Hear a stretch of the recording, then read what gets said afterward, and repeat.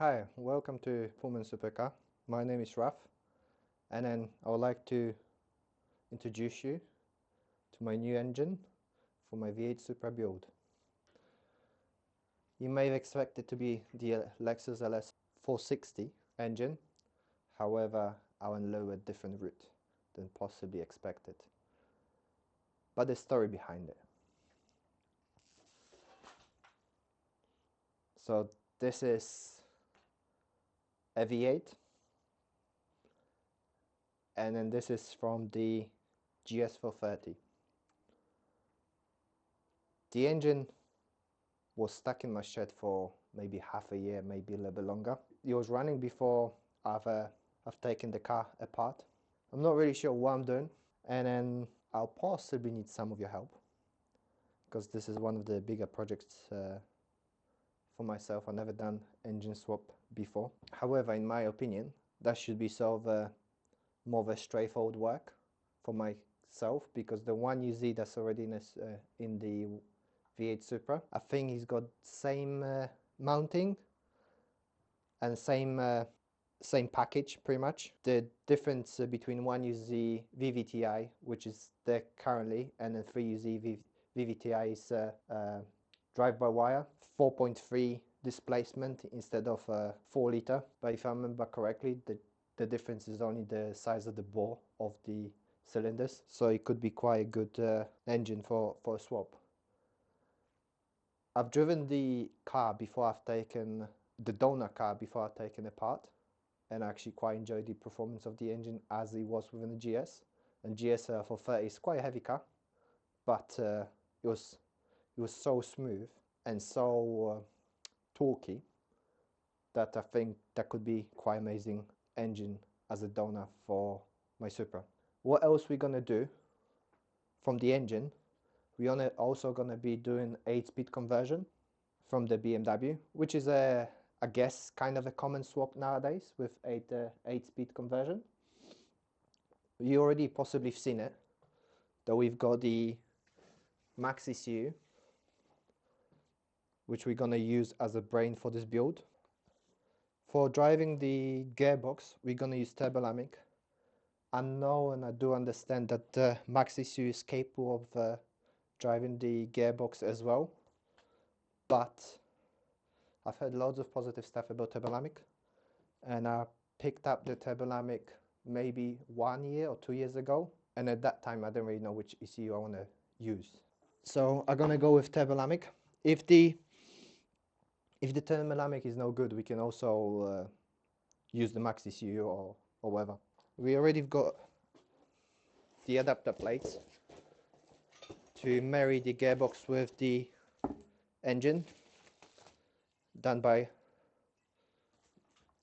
Works.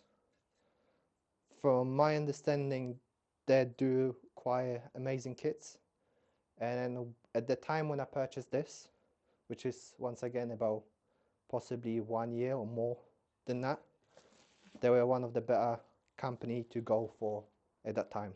So it's just standard thing that you've got adapter plate, and then this little bit, and then loads of different bolts that goes with it. So sort of straightforward to an extent. For the engine aspect, I'm debating about keeping this as an NA, because I quite enjoy the aspect of the engine being an NA. The engine actually performed quite well.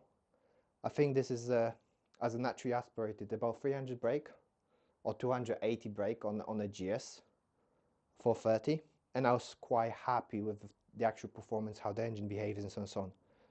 The thought through my head goes, if I got the aftermarket ECU to run the engine, it would be sort of dumb, in my opinion, to just use a stock engine.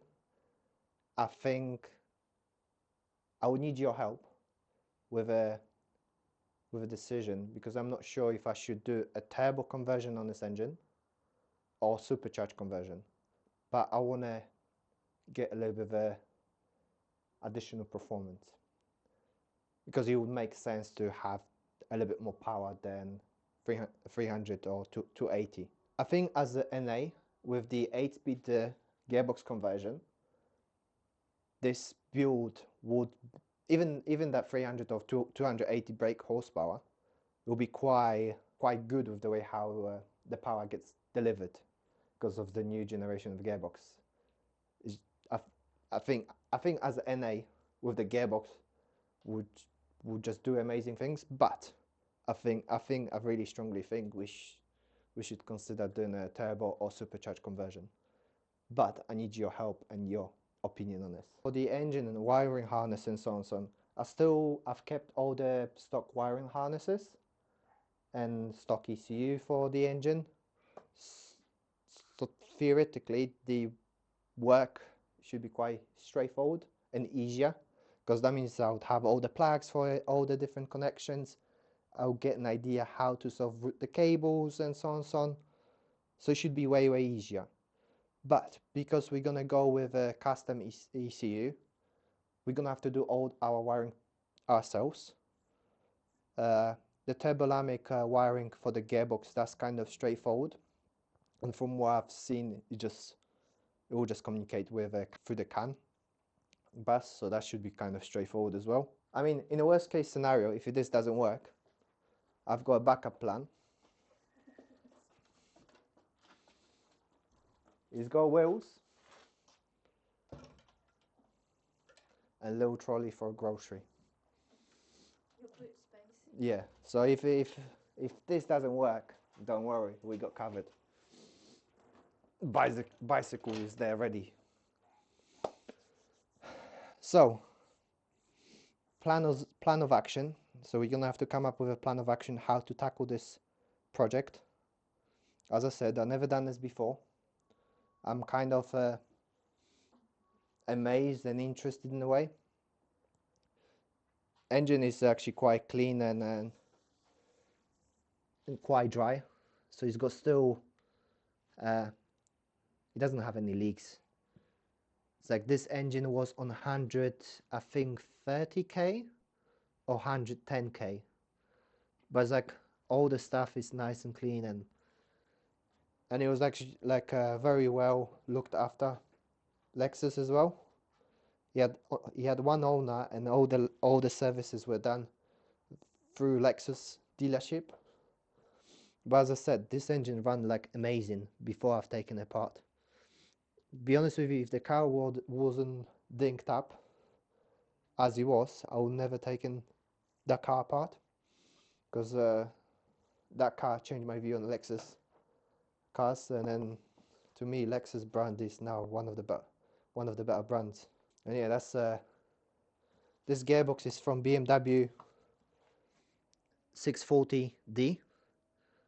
So it's 8-speed ZF rear-wheel drive, and the car had 54k if I remember correctly. So let me know what would you want to see. I'll be definitely recording all my progress just for myself, and then for the future, if I ever want to go back to something, or just to remind myself what I've done and what I've done it. But yeah, I can't wait. So maybe in the next let me know what would you want to see. Would you want me to actually tear down the gearbox and then do the turbolamic PCB conversion? I've done my own PCB, so it should be kind of straightforward, but I could maybe show you how easy or how difficult it can be to actually convert the gearbox to have the turbolamic. And then remember, if I can do it, you can also do it, so it should be so straightforward. So stay tuned and follow for more.